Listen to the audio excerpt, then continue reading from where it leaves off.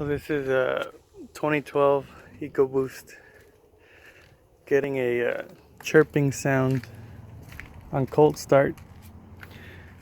After reading up, they say it's this manifold gasket, so for those people trying to hear the noise, here you go. This is a full cold start.